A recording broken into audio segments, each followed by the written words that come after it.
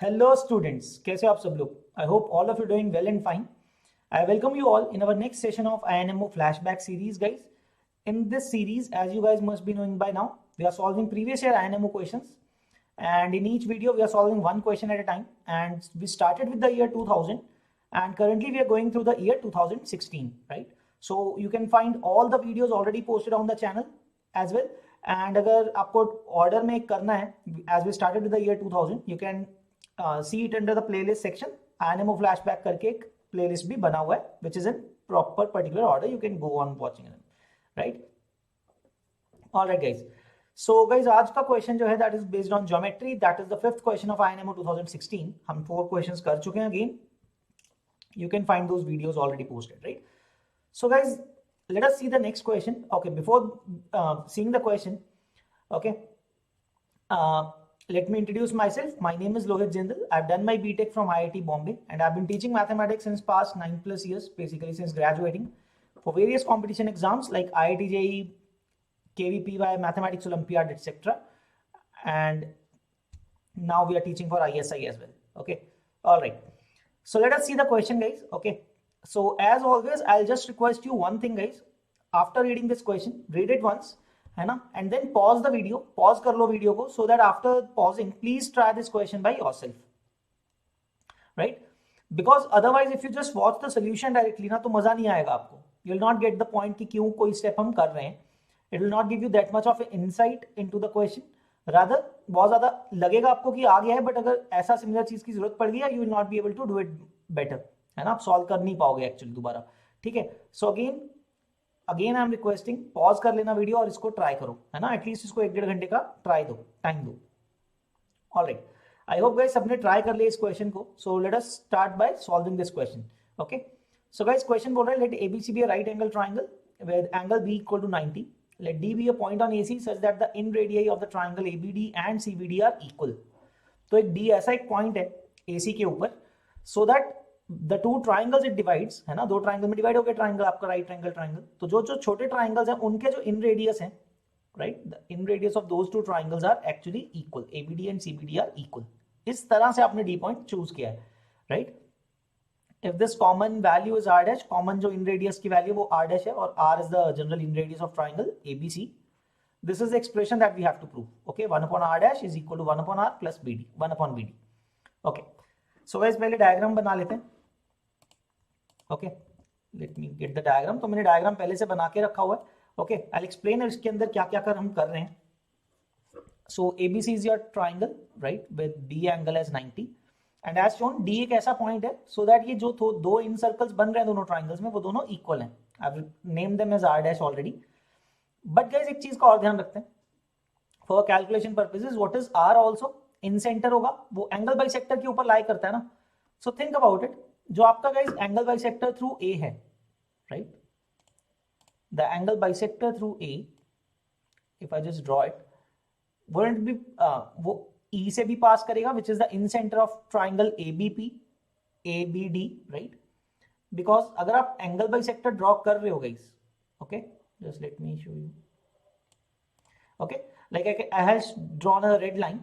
देखो guys, ABD triangle में भी एंगल A का बाइसेक्टर जो होगा वो E के थ्रू पास करना चाहिए, और ABC ट्राइंगल में I के थ्रू पास करना चाहिए एंगल बाइसेक्टर, भाई. तो AEI are a straight line. Same way CFI will be straight line, है ना. Okay, I'll show that as well. I'll draw that. तो C से अगर आप एक ड्रॉ करोगे वो भी I पे जाके मीट करना चाहिए. Okay, let me draw it so that you are able to see it properly. Okay.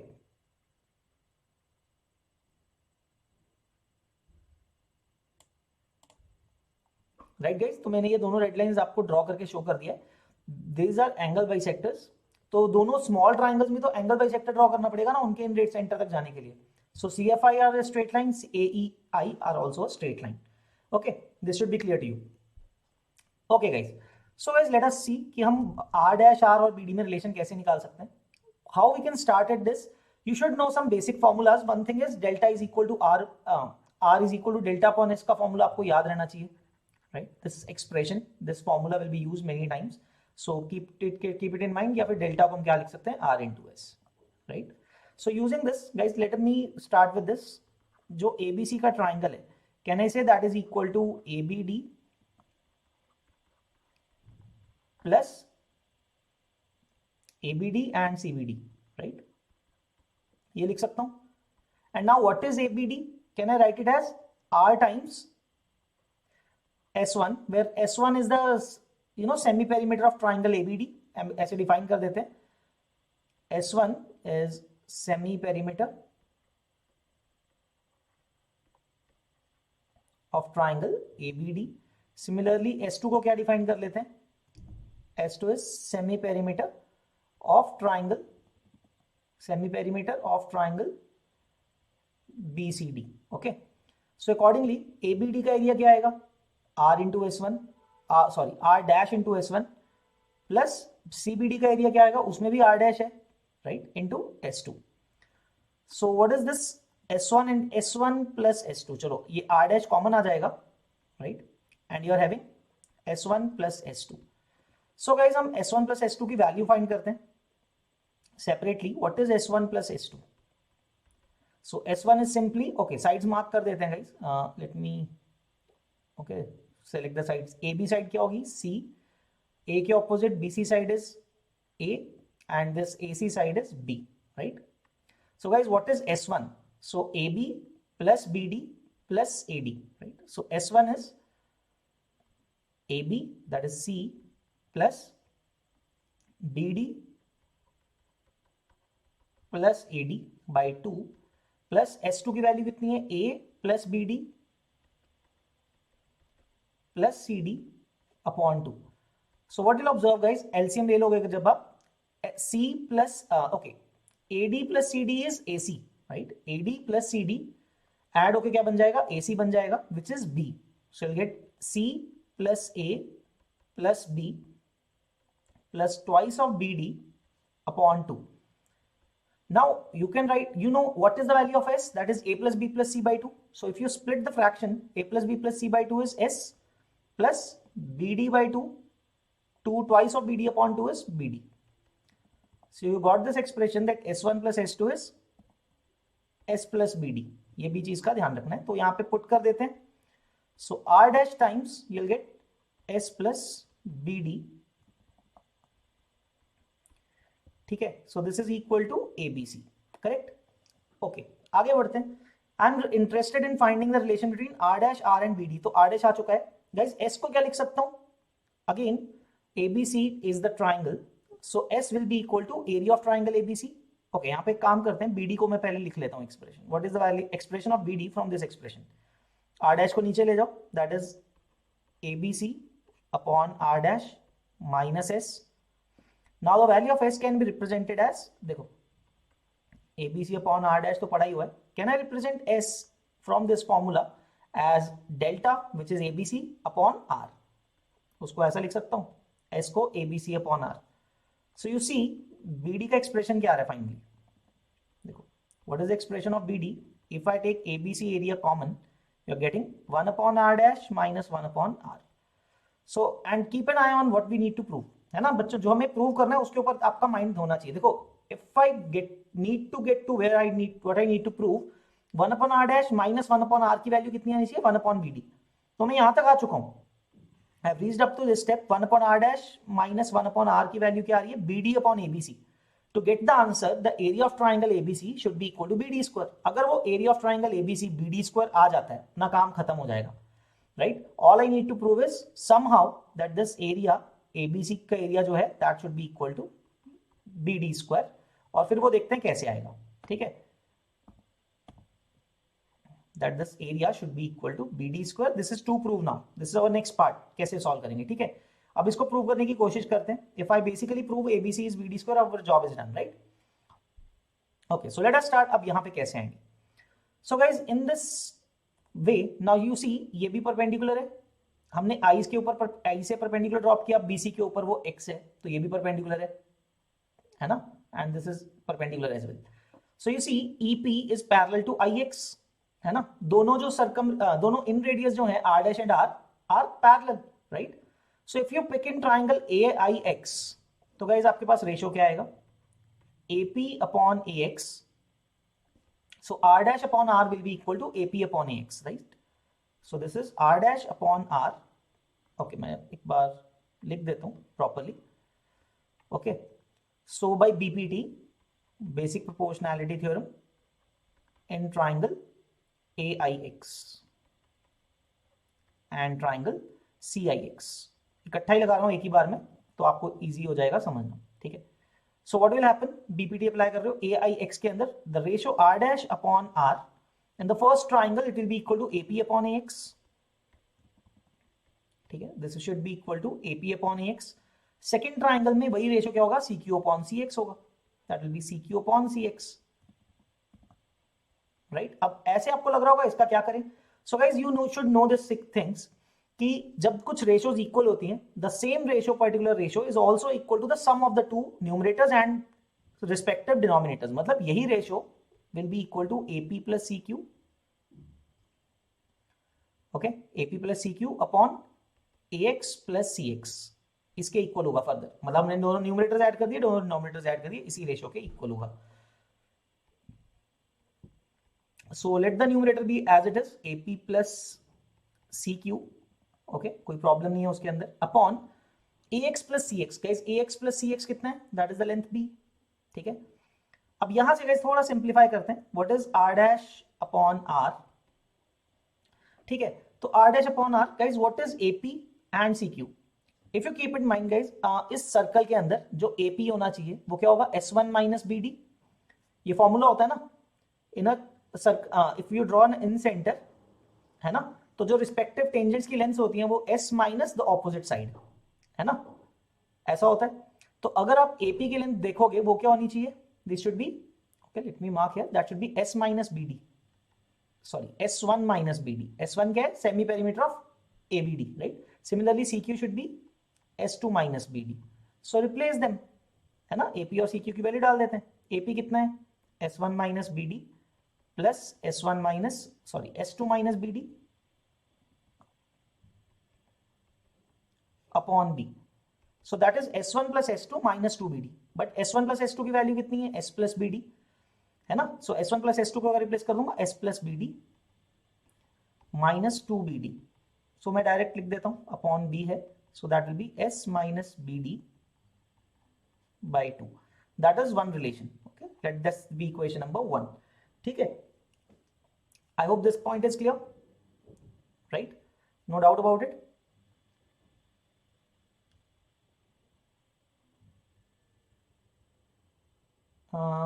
Let me think about it. Yes, I hope this thing is clear. This is the first point जो हमने first equation निकाली है. R dash upon R की value आ रही है S minus BD upon 2. Oh sorry, not 2, it is B, right? S minus BD upon B. This is your first equation, right? One equation. You'll get to know हम ABC का area तक लेके आ रहे हैं, ABC का area BD square कैसे वहां तक आ रहा है. ठीक है, so this is the first equation. Now guys, can I write one more thing? Since in radius is equal to, again मैंने पहले बताया था फॉर्मूला क्या है, delta upon S.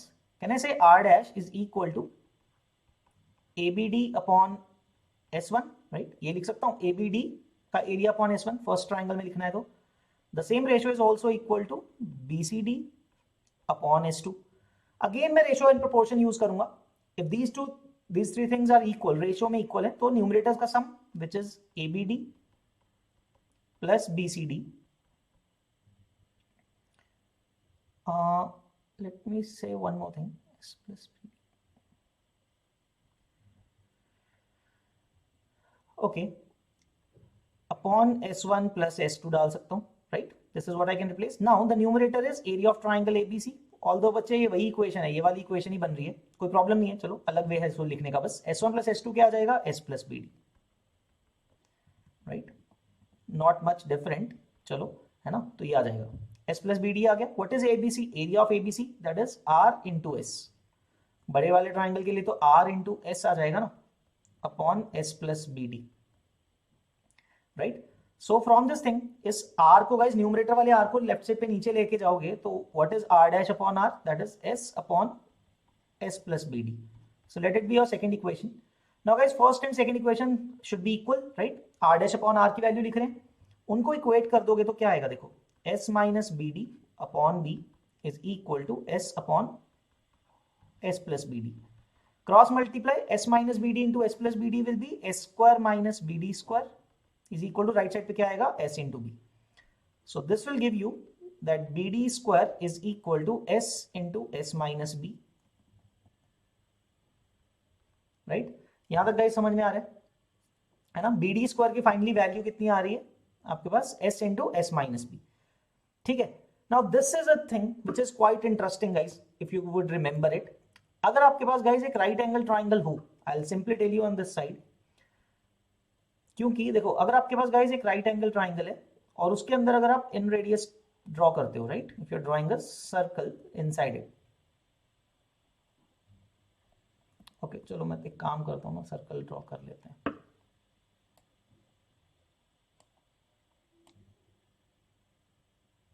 Okay, something of this sort is happening.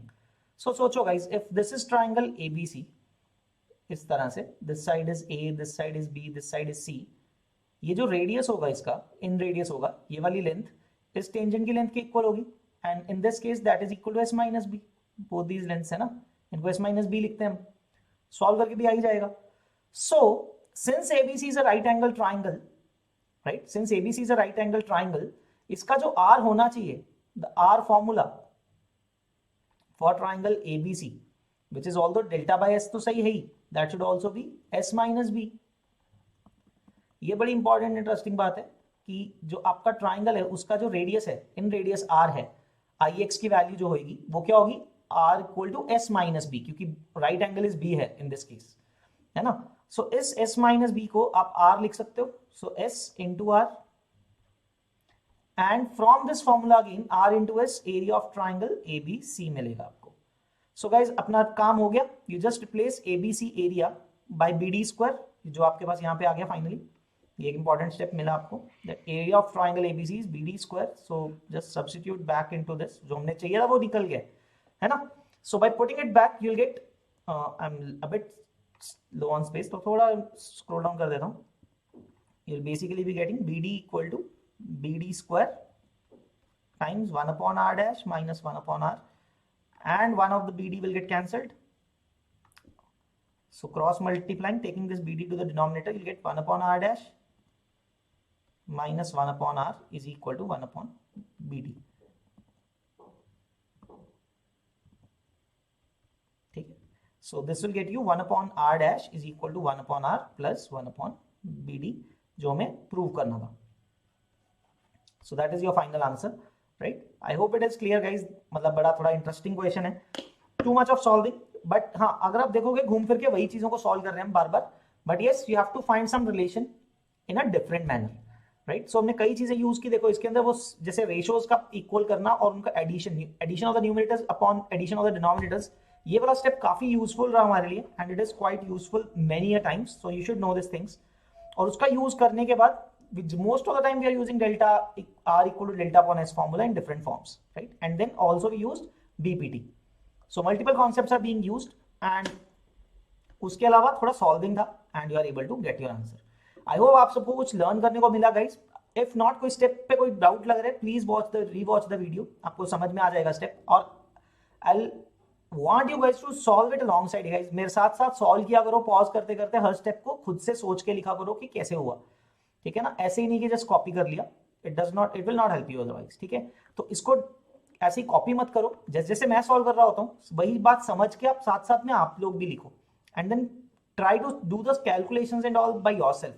मेरा calculation सीधा मत use करो, because many times I am using shortcuts और सो, बिकॉज स्पेस का कंस्ट्रेंट होता है ना. But try to do those calculations by yourself, try to get to the conclusion by yourself, ठीक है. I hope it was a good learning experience for you guys. So we'll see you in the next video. उसके अंदर हम last question करेंगे 2016 का. So with the next video we'll be completing the INMO 2016 paper. So we're almost done. 5 questions हो गए. Okay. So we'll see you in the next video. Till then, keep practicing and all the best guys. Bye bye. Take care.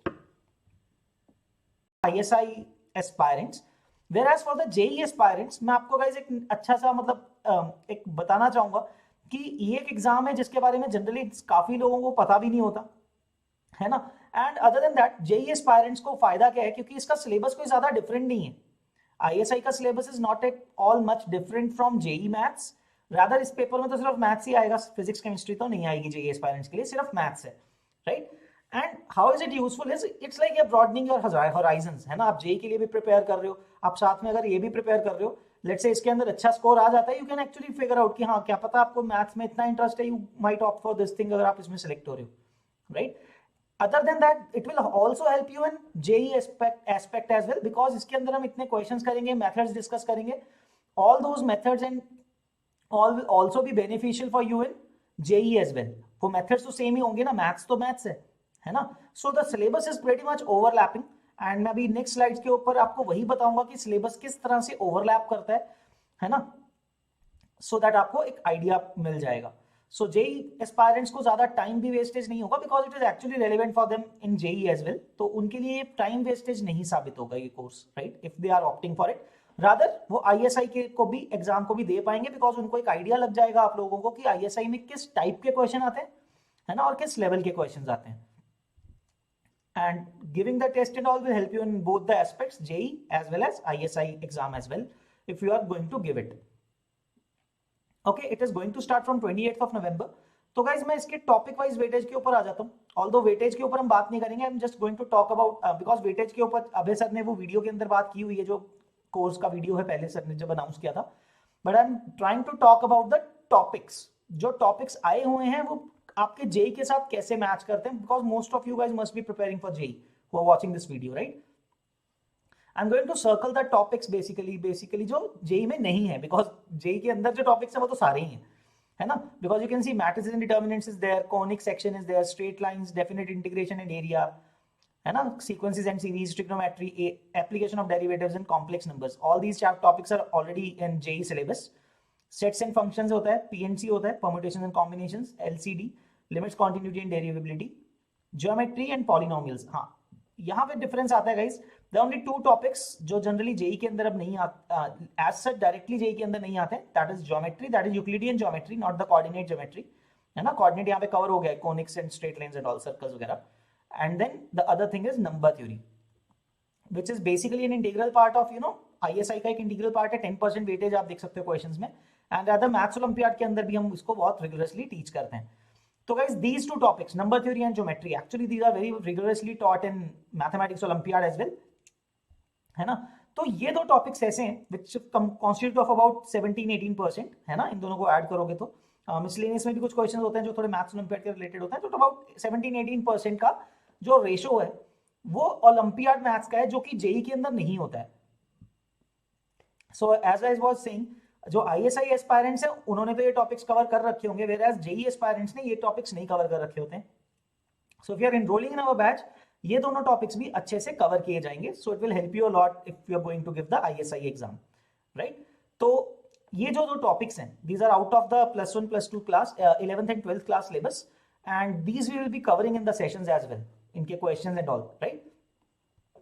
सो आप देख सकते हो यहाँ पे practically 82-83% of the syllabus is overlapping with the JEE and ISI. There's an overlap, है ना. या फिर आप ऐसा कह सकते हो, ISI का जो 80%, 82-83% of the syllabus है, that is same as JEE. So your majority part is covered for you, है ना. आपने कवर कर रखे हैं basis. The only difference is these two chapters, number theory and geometry, जो कि हम अपने सेशंस के अंदर आपको कवर भी करेंगे, right.